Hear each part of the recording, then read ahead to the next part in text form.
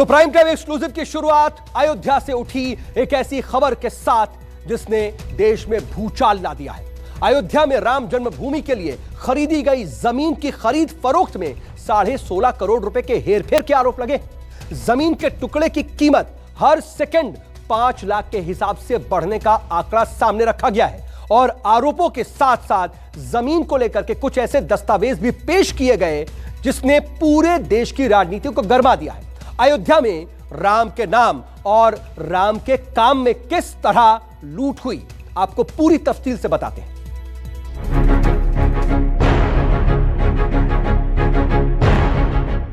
आपका घोटाला और भ्रष्टाचार पूरी तरीके से सामने आ गया है।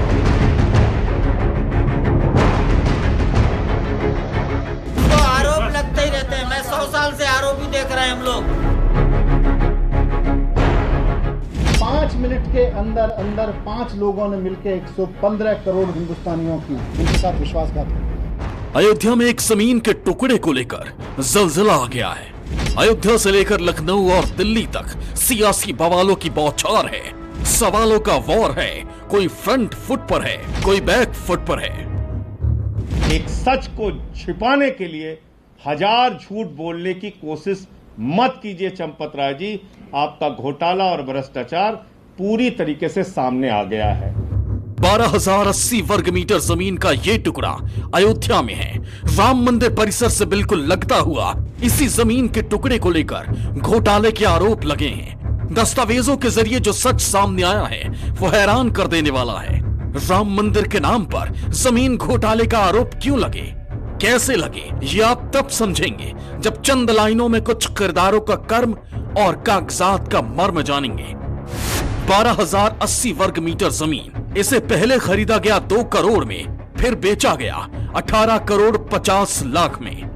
बेचा गया श्री राम जन्मभूमि तीर्थ ट्रस्ट को, वही ट्रस्ट जो अयोध्या में भगवान राम के भव्य मंदिर का निर्माण करवा रही है। सिर्फ 5 मिनट में 2 करोड़ की जमीन 18 करोड़ 50 लाख रुपए की हो गई। यानी सिर्फ 5 मिनट में जमीन की कीमत 16 करोड़ 50 लाख बढ़ गई। है ना हैरतअंगेज, लेकिन हुआ यही है। अब ये कैसे हुआ, क्यों हुआ, किसने किया, इसे सिलसिलेवार तरीके से समझना जरूरी है। तारीख थी 18 मार्च 2021, शाम 7:10। आरोपों के मुताबिक ठीक इसी वक्त 2 करोड़ की जमीन को कुसुम पाठक और हरीश पाठक ने बेचा। कुसुम पाठक और हरीश पाठक ने यह जमीन सुल्तान अंसारी और रवि मोहन तिवारी को बेची। जमीन खरीद के गवाह बने अनिल मिश्रा जो राम मंदिर ट्रस्ट के सदस्य हैं, जबकि दूसरे गवाह बने ऋषिकेश उपाध्याय जो अयोध्या के मेयर हैं। इसके बाद उसी दिन यानी 18 मार्च 2021 को ही 5 मिनट बाद शाम 7:15 पर फिर जमीन को सुल्तान अंसारी और रवि मोहन तिवारी ने 18 करोड़ 50 लाख में बेच दिया। इस बार जमीन को श्री राम जन्मभूमि तीर्थ क्षेत्र ट्रस्ट ने खरीदा। 5 मिनट में 2 करोड़ की जमीन 18.5 करोड़ की हो गई, यानी 16.5 करोड़ रुपए ज्यादा। दिलचस्प यह है कि जमीन के सौदे में गवाह वही थे जो पहले वाले में थे, ट्रस्ट के सदस्य अनिल मिश्रा और अयोध्या के मेयर ऋषिकेश उपाध्याय। अयोध्या में 2 करोड़ की जमीन पर 16.5 करोड़ का मुनाफा कमाने वाले सुल्तान अंसारी और रवि मोहन तिवारी आखिर कौन है, ये जानना भी बेहद जरूरी है। जानकारी के मुताबिक सुल्तान अंसारी अयोध्या के बड़े प्रॉपर्टी डीलर्स में गिने जाते हैं और रवि मोहन तिवारी उनके पार्टनर बताए जाते हैं। सुल्तान अंसारी के पिता नन्हे मियां भी अयोध्या के बड़े प्रॉपर्टी डीलर्स में ही माने जाते हैं। जानकारी के मुताबिक नन्हे मियां ने साल 2000 में अयोध्या में जमीन बेचने और खरीदने का काम शुरू किया था। बाद में सुल्तान अंसारी भी उनके काम में हाथ बटाने लगे थे। यही नहीं, जानकारी के मुताबिक सुल्तान अंसारी चुनाव में भी अपनी किस्मत आजमा चुके हैं। जिस जमीन को लेकर इस बड़े खेल का आरोप लग रहा है, अब उसे देखिए और समझिए। नगरी अयोध्या के मणिपर्वत क्षेत्र का वो इलाका जिसे बाग बीजेश्वर कहते हैं। शहर की आपाधापी से दूर बसे इस मोहल्ले में सन्नाटा तो जरूर है, लेकिन इस नाम के पीछे के शोर ने पूरे देश में हलचल पैदा कर दी है। वजह साफ है, इसी बाग बीजेश्वर में खाली पड़ी 12.80 वर्ग मीटर जमीन के क्रय विक्रय को लेकर राम जन्मभूमि तीर्थ क्षेत्र ट्रस्ट पर गंभीर आरोप लगा है।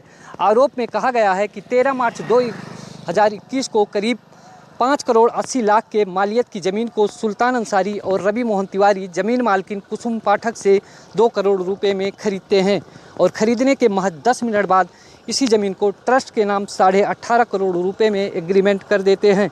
बात यहीं ख़त्म नहीं हो जाती बल्कि यहीं से शुरू होती है। दरअसल इस ज़मीन को खरीदने और फिर ट्रस्ट को बेचने में गवाह ट्रस्ट के सदस्य डॉक्टर अनिल मिश्रा और अयोध्या के मेयर ऋषिकेश उपाध्याय होते हैं।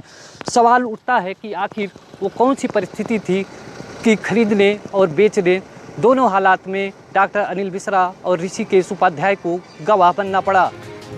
सवाल है कि 5 मिनट के अंदर 2 करोड़ की जमीन 18.5 करोड़ की कैसे हो गई? कैसे राम की नगरी में 10 मिनट में इतना बड़ा खेल हो गया? आखिर कैसे हर सेकंड 5,50,000 रुपए जमीन महंगी हो गई? आम आदमी पार्टी 2 दिन से लगातार यही सवाल पूछ रही है। दुनिया में टोक्यो हो, पेरिस हो, लंदन हो, न्यूयॉर्क हो, जर्मनी हो, फ्रांस हो, दुनिया में 5.5 लाख रुपए प्रति सेकंड जमीन महंगे होते हुए अगर आपने सुना हो तो बताइए।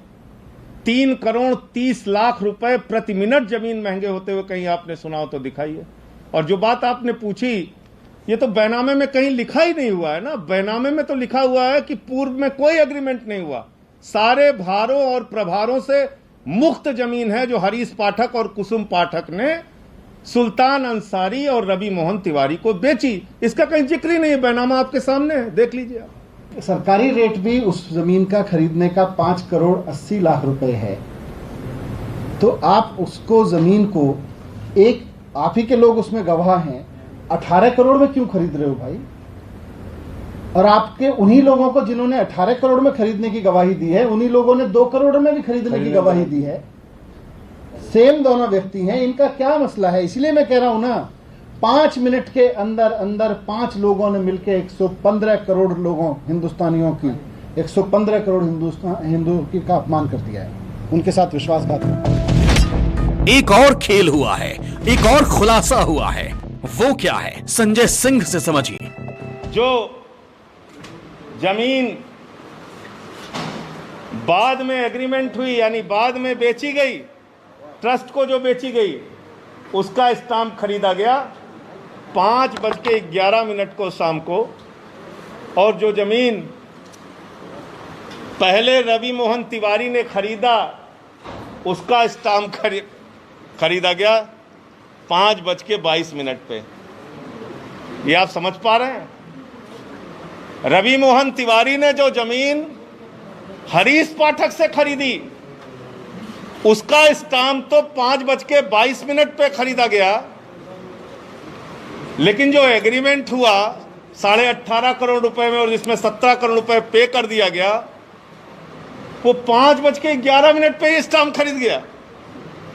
यानी जो जमीन खरीदनी है ट्रस्ट को, उसके लिए पहले से ही स्टाम्प खरीद लिया गया। सियासत में मौके आते हैं, नेता चौके लगाते हैं, जो ना लगाए वो सियासतदान नहीं।